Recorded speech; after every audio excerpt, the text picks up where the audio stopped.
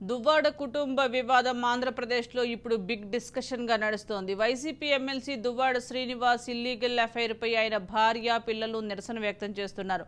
ఈ వివాదంపై ఇరుపక్షాల మధ్య మాటల యుద్ధం నడుస్తుండగానే వ్యవహారం పోలీస్ స్టేషన్ మెట్లెక్కింది. తాజాగా దువ్వాడ శ్రీనివాస్, ఆయన భార్య, పిల్లలు పరస్పరం పోలీసులకు ఫిర్యాదు చేశారు. దువ్వాడ శ్రీను, దువ్వాడ వాణి ఒకరిపై ఒకరు ఫిర్యాదు చేసుకున్నారు. ఇరువురు ఫిర్యాదులను పరిగణలోకి తీసుకున్న పోలీసులు కేసు నమోదు చేశారు. దువ్వాడ శ్రీనివాస్ ఫిర్యాదు మేరకు దువ్వాడ వాణి కూతురు హైందవి మరికొందరిపై 392(3), 324(4), 351(2)(R)(W) 35 సెక్షన్ల ప్రకారం కేసు నమోదు చేశారు పోలీసులు.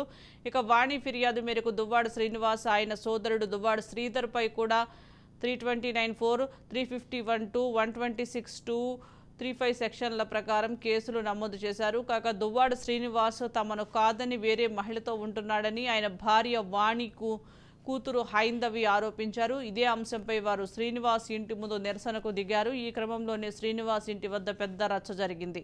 మాధురి అనే మహిళతో దువ్వాడ శ్రీనివాస్ అక్రమ సంబంధం పెట్టుకున్నాడని, తమను ఇంటికి కూడా రానివ్వటం లేదని ఆయన భార్య వాణి కూతురు ఆరోపించారు. మరోవైపు భార్య, పిల్లలు తనను వదిలేశారని, అందుకే వేరే మహిళతో ఉంటున్నట్లు దువ్వాడ శ్రీనివాస్ చెప్పుకొచ్చాడు.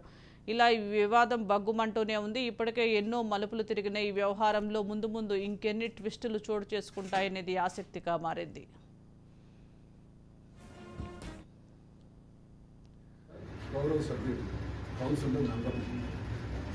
నా చైర్మన్ మోషన్ రాజు గారి కంప్లైంట్, స్పీకర్ గారి కంప్లైంట్, అలాగే గవర్నర్ గారి కంప్లైంట్ ఇవ్వడం జరిగింది.